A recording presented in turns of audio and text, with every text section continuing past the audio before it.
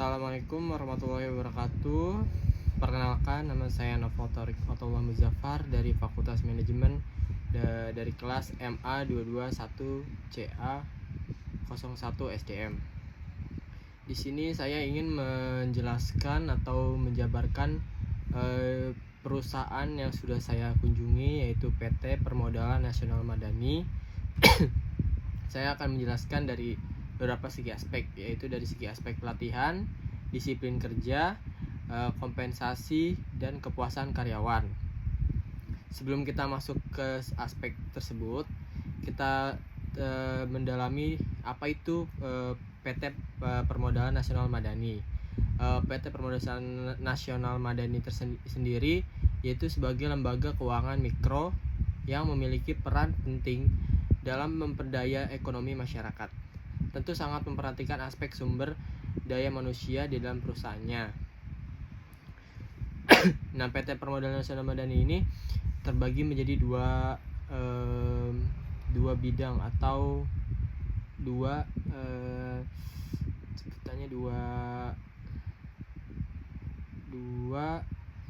produk, yaitu ada ulam dan juga ada mekar.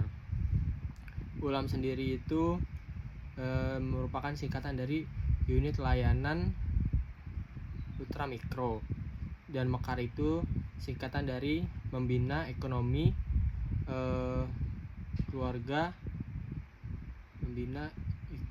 keluarga sejahtera. Baik, kita lanjut ke aspeknya tersebut. Pelatihan dan pengembangan di PT PNM sendiri memiliki program yang berkelanjutan untuk meningkatkan kompetensi karyawannya, terutama bagi mereka yang berinteraksi langsung dengan nasabah. Pelatihan ini mencakup berbagai aspek, mulai dari produk keuangan, teknik pemasaran, hingga soft skill seperti komunikasi dan pelayanan pelanggan. Makanya di PNM sendiri sering diadakan pelatihan khusus atau yang disebut dengan KS atau knowledge sharing. Knowledge sharing ini tidak hanya jabatan yang paling rendah saja, tetapi sampai ke tingkat manajer atau pimpinan cabang. Biasanya kalau KS untuk jabatan yang lebih tinggi atau sekelas manajer itu diadakannya jarang. Yang lebih sering itu adalah jabatan-jabatan yang di bawahnya atau anak buahnya, seperti account officer atau disebut AO, FAO Financial Account Officer, dan SAO Stakum. SAO itu Senior Account Officer, KUM itu adalah kepala unit mekar. Di PNM sendiri biasanya kalau diadakan KS itu diundang melalui SDM-nya masing-masing atau SDM wilayah. Selain ada program pelatihan berkelanjutan, PNM sendiri fokus pada pengembangan kompetensi. Pelatihan yang diberikan sangat relevan dengan kebutuhan pekerjaan dan pengembangan karir karyawan. Ini bertujuan untuk meningkatkan kinerja karyawan dan memberikan kesempatan bagi mereka untuk tumbuh secara profesional. Yang ketiga ada pelatihan berbasis jabatan. PT PNM juga memiliki program pelatihan yang disesuaikan dengan masing-masing jabatan, sehingga karyawan dapat memperoleh pengetahuan dan keterampilan yang spesifik untuk tugasnya. Nah, seperti yang saya bilang sebelumnya, pelatihan berbasis jabatan itu dimulai dari AO atau Account Officer, FAO, SAO, KUM, dan hingga level manager atau di atas lagi pimpinan cabang. Tapi untuk pimpinan cabang sendiri sih jarang ya, lebih sering ke sekelas manajer. Dengan pelatihan ini, kalau untuk AO dan SAO sendiri biasanya itu yang memberi materi atau yang memberi masukan itu adalah manajernya sendiri, sehingga lebih mendalami, atau kalau yang memberi materi manajer sendiri berarti kan lebih seperti manajer tersebut sudah terbiasa atau sudah pernah terjun langsung ke lapang, jadi dia tahu bagaimana seluk-beluk di lapang itu seperti apa, sehingga di saat memberikan materi atau masukan dia sudah mengerti atau paham, sehingga jika ada yang kurang paham, anak buahnya atau timnya itu bisa menanya langsung ke manajer tersebut. Untuk sekelas KUM dan FAO pun begitu, yang memberi materi adalah manajer.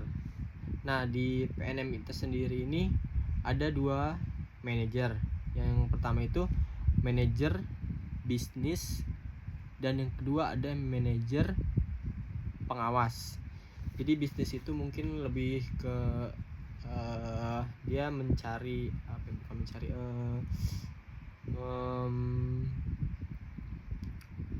pekerjaannya lebih berbasis di bidang bisnis, sedangkan pengawas lebih monitoring sesuai pengawasan di perusahaan tersebut, di PT PNM ini, seperti pengawasan apakah ada kecurangan atau tindak penipu atau fraud dari salah satu karyawan atau lain semacamnya. Di PT PNM sendiri untuk pelatihan sudah cukup sering diadakan knowledge sharing seperti itu. Jadi jika ada karyawan atau anak buah atau bawahan dari manajer tersebut yang kurang paham atau kurang memahami di perusahaan tersebut, maka mereka akan terbiasa dengan pelatihan-pelatihan tersebut, dan agar lebih kondusif untuk pekerjaan sesuai jabatan masing-masing. Kita lanjut ke bidang disiplin kerja. Disiplin kerja ini ada kode etik. PNM sendiri memiliki kode etik yang jelas dan tegas, yang harus ditaati oleh seluruh insan karyawan PNM. Kode etik ini mencakup aspek seperti integritas, profesionalisme, dan etika kerja. Sistem penilaian kerja sendiri di PNM ini, perusahaan memiliki sistem penilaian kinerja yang objektif untuk mengukur kinerja karyawan dan memberikan umpan balik. Yang ketiga ada sanksi jelas. Terdapat sanksi yang jelas bagi karyawan yang melanggar aturan atau tidak mencapai target kinerja. Selain sanksi, ada juga surat teguran atau surat peringatan. Biasanya surat peringatan sendiri sampai tiga kali surat tiga kali surat peringatan. Dan biasanya kalau sudah sampai ke surat peringatan 3, dia tidak akan bisa mendapatkan bonus-bonus atau insentif dari perusahaan. Makanya di PT PNM ini dia karyawan pun lebih berhati-hati dalam bertindak atau melakukan sesuatu, karena memang lumayan berat untuk sanksi-sanksi yang diberikan pada karyawan yang melanggar hukum atau melanggar aturan perusahaan. PNM sendiri ini kan termasuk BUMN ya, Badan Usaha Milik Negara. Nah, PNM sendiri memiliki core values BUMN atau yang bisa dibilang akhlak sebutan ininya. Nah, apa itu akhlak? Akhlak itu merupakan singkatan. A-nya sendiri adalah amanah. Amanah itu memegang teguh kepercayaan yang telah diberikan. Lalu ada K, yaitu kompeten. Kompeten sendiri terus belajar dan mengembangkan kapabilitas. Yang ketiga ada harmonis. Harmonis sendiri saling peduli dan menghargai perbedaan. Yang keempat ada L, yaitu loyal. Berdedikasi dan mengutamakan kepentingan bangsa dan negara. Yang kelima ada A, yaitu ada adaptif. Adaptif sendiri yaitu terus berinovasi dan antusias dalam menggerakkan ataupun menghadapi perubahan. Yang keenam ada K, yaitu kolaboratif. Kolaboratif sendiri membangun kerjasama yang sinergis. Mohon maaf sebelumnya, tadi saya belum menjelaskan poin-poin yang ada di core values BUMN ini atau akhlak ini. Kita mulai dari amanah ya. Amanah sendiri mempunyai poin-poin yaitu ada 3 poin. Yang pertama memenuhi janji dan komitmen. Yang kedua ada bertanggung jawab atas tugas, keputusan dan tindakan yang dilakukan. Yang ketiga ada berpegang teguh pada nilai moral dan etika. Yang kedua ada kompeten. Kompeten sendiri mempunyai 3 poin, yaitu yang pertama meningkatkan kompetensi diri untuk menjawab tantangan yang selalu berubah. Yang kedua ada membantu orang lain belajar. Yang ketiga menyelesaikan tugas dan kualitas terbaik. Yang lalu ada H, yaitu harmonis. Menghargai setiap orang apapun latar belakangnya, jadi tidak membeda-bedakan. Yang kedua ada suka menolong orang lain. Yang ketiga membangun lingkungan yang kondusif. L atau loyal itu menjaga nama baik sesama karyawan, pimpinan, BUMN dan negara. Yang kedua rela berkorban untuk mencapai tujuan yang besar. Yang ketiga ada patuh pada pimpinan sepanjang tidak bertentangan dengan hukum dan etika. Yang kelima ada A, itu adaptif. Cepat menyesuaikan diri untuk menjadi lebih baik, terus menerus melakukan perbaikan mengikuti perkembangan teknologi. Dan yang ketiga bertindak proaktif. Lalu ada yang keenam ada K, itu kolaboratif. Poin pertama memberi kesempatan kepada berbagai pihak yang berkontribusi. Yang kedua terbuka dalam bekerja sama untuk menghasilkan nilai tambah. Yang ketiga menggerakkan pemanfaatan pemanfaatan berbagai sumber daya untuk tujuan bersama. Mohon maaf kelewat. Untuk kompensasi pelatihan sendiri tidak hanya untuk karyawan saja, tetapi bisa pelatihan untuk nasabah, seperti salah satunya pelatihan sesuai usaha yang dijalani oleh nasabah tersebut, seperti yang sudah dibentuk dalam perusahaan PT PNM. Ada namanya divisi pengembangan kapasitas usaha.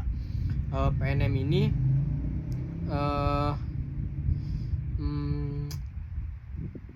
jika ada pelatihan untuk nasabah, maka yang menggerakkan atau yang mengkoordinasi adalah divisi PPKU ini. Dan pelatihan itu tidak hanya sebatas pelatihan biasa, tetapi bisa juga jika usaha nasabah tersebut sudah mengembang atau berkembang dan bagus, kemungkinan usaha tersebut akan dipromosikan oleh PKU ke luar atau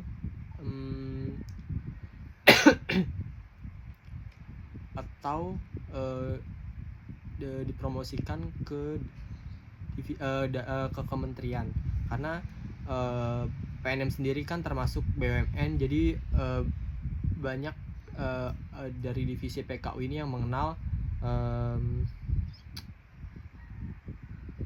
orang atau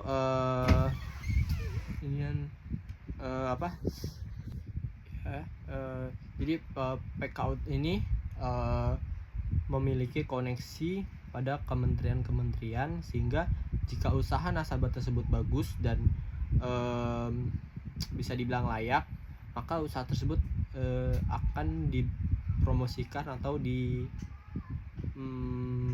dipromosikan ke kementerian. Seperti salah satu nasabah yang kemarin sudah bertemu dengan Kementerian Perlindungan Perempuan dan Anak, kalau salah. Itu dari nasabah PNM, itu dia menjual jamu tradisional dan sudah diliput dari beberapa berita, dan usaha nasabah tersebut atau orang ini naik drastis dan naik pesat, bisa dibilang orderannya meningkat dari yang sebelum-sebelumnya. For your information, PNM ini kalau untuk di Mekar sendiri nasabahnya itu adalah perempuan, dan dikhususkan memang untuk perempuan, karena di Mekar ini usahanya itu untuk pinjamannya ini berkelompok dan harus perempuan. Jika diulam, dia bisa perempuan, bisa juga laki-laki, dan dia tidak harus berkelompok. Baik, kita lanjut ke disiplin kerjanya ya. Untuk di PNM sendiri, waktu keterlambatan yang diberikan atau yang diringankan kepada karyawan itu maksimal 120 menit atau 20 jam atau 2 jam. Jadi jika ada karyawan yang melewati dari batas waktu yang sudah ditentukan atau sudah melewati batas maksimal, maka karyawan tersebut akan mendapatkan sanksi, yaitu berupa pemotongan gaji atau pengurangan gaji karena dari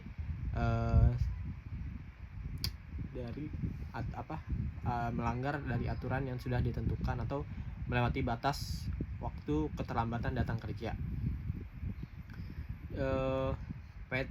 PNM sendiri itu memiliki aturan yang jelas, aturan dalam berpakaian. Jadi setiap hari Senin itu dia memakai seragam PNM dengan atasan baju PNM dan kebawahan celana hitam, baik boleh itu bahan atau chinos, tetapi tidak boleh menggunakan celana jeans. Bagi yang melanggar maka akan dikenakan teguran atau teguran dari atasannya atau dari dari atasan. Lalu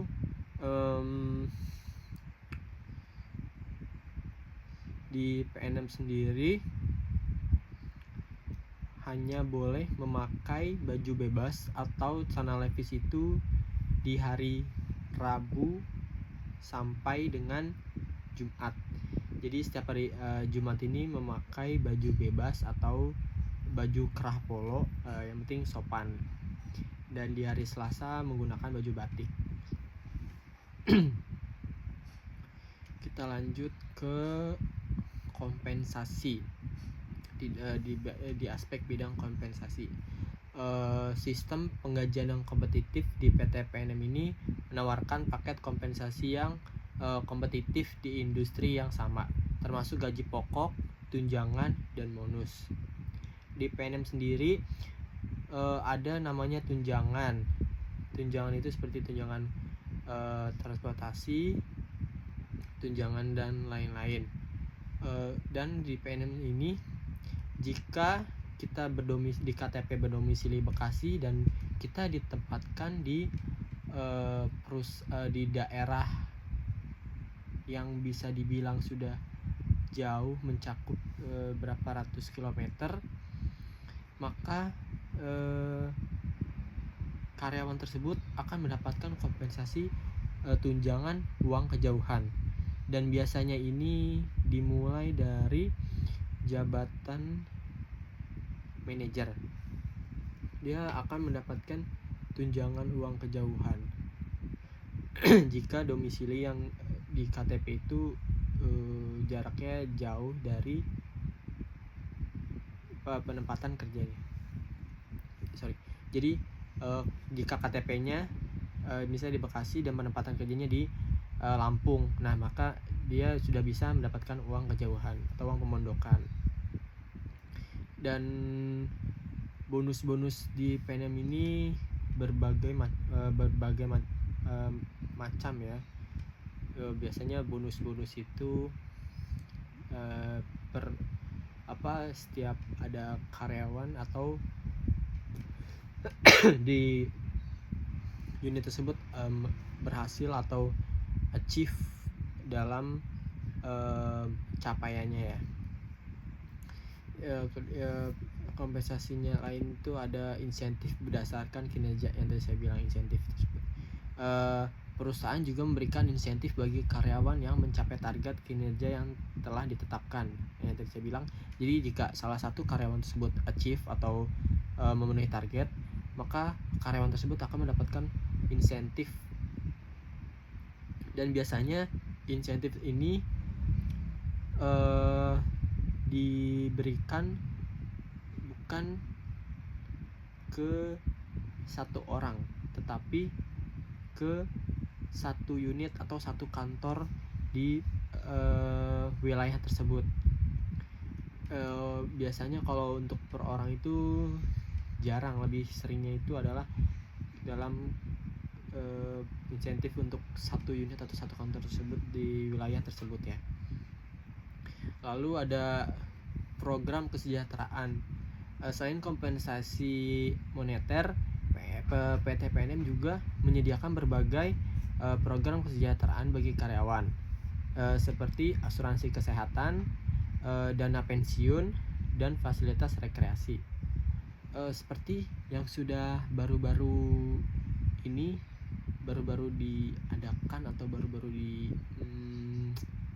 diberikan kepada baik itu karyawan, nasabah, itu rekreasi ke luar negeri atau ada juga yang umroh. PNM ini memberikan sebutannya memberikan reward. Jadi nasabah yang bagus, pembayarannya tidak ada nunggak dan lancar terus, biasanya dipilih dalam beberapa kelompok tersebut atau beberapa wilayah dan mendapatkan reward umroh seperti yang sudah sudah terjadi beberapa bulan sebelumnya. Jadi nasabah tersebut mendapatkan reward umroh karena dari segi pembayaran dia bagus, aktif, tidak pernah nunggak, dan kelompoknya pun pada bagus-bagus. Lalu ada namanya fasilitas rekreasi atau reward untuk karyawan-karyawan. Seperti yang sudah terjadi sebelumnya juga, ada reward umroh ke Yerusalem, ke Thailand, ke Korea, dan Singapura. Jadi di PNM ini bisa dibilang setiap tahunnya akan diadakan reward bagi karyawan yang kinerja kerjanya bagus dan tidak pernah atau tidak melakukan tindakan yang di luar yang telah itu di luar aturan, dan kerjanya pun selalu achieve atau mencapai target. Jadi banyak karyawan di sini yang berlomba-lomba atau berusaha untuk memberikan yang terbaik buat perusahaan, karena mereka merasa tersaingi. Jika ada salah satu karyawan yang mendapatkan reward, kalau dia tidak dapat pasti kan akan panas gitu ya, merasa akan panas, kayak ingin secepatnya atau ingin berusaha sekuat tenaga lah ya, yang penting supaya bisa mendapatkan reward tersebut. Lalu ada kepuasan karyawan. Di bidang aspek kepuasan karyawan sendiri ada survei kepuasan karyawan. PT PNM sendiri secara berkala melakukan survei kepuasan karyawan untuk mengetahui tingkat kepuasan karyawan terhadap berbagai aspek pekerjaan. Yang kedua ada program pengembangan karir. Perusahaan memiliki program pengembangan karir yang jelas sehingga karyawan memiliki kesempatan untuk tumbuh dan berkembang dalam perusahaan. Jadi di PNM ini memiliki jenjang karir. Jika sebelumnya karyawan tersebut dimulai dari akun officer atau AO dan kerjanya bagus, selalu achieve, tidak neko-neko atau tidak melakukan tindakan yang di luar aturan hukum, aturan dari PNM sendiri, biasanya dia akan cepat naik. Seperti pernah ada kasus atau kejadian dari akun officer, dia bisa mencapai jabatan yang tinggi sampai sekelas pimpinan cabang untuk di wilayah luar, bukan wilayah Bekasi. Lalu di PNM ada namanya kultur kerja positif. PT PNM sendiri berusaha menciptakan kultur kerja yang positif, di mana karyawan merasa dihargai, terlibat, dan memiliki rasa memiliki terhadap perusahaan.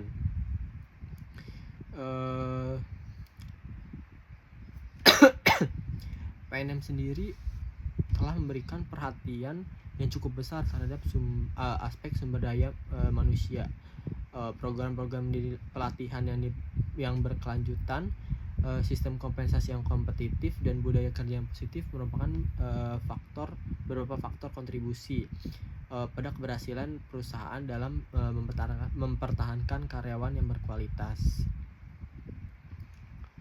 Jadi PT Permodalan Nasional Madani sendiri ini telah menunjukkan komitmen yang kuat dalam mengembangkan sumber daya manusianya.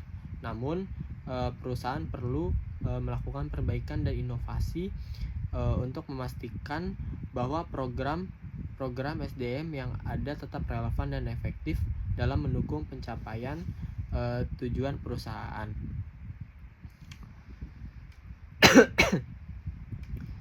Baik, cukup sekian pendapat atau penjabaran dari saya tentang PT Permodalan Nasional Madani. Kurang lebihnya mohon maaf jika ada kata-kata yang kurang mengenan atau kata-kata yang kurang bisa dipahami, dan mohon maaf sebelumnya saya sedang kurang fit badannya, sedang batuk. Jadi tadi di saat penjelasan atau berpendapat saya sering batuk-batuk, mohon maaf sebelumnya. Kurang lebihnya mohon maaf. Wabillahi taufiq wal hidayah. Wassalamualaikum warahmatullahi wabarakatuh. Terima kasih yang sudah mau menonton. Semoga yang sudah menonton diberikan kesehatan, panjang umur, dan murah rezeki. Sekian, terima kasih.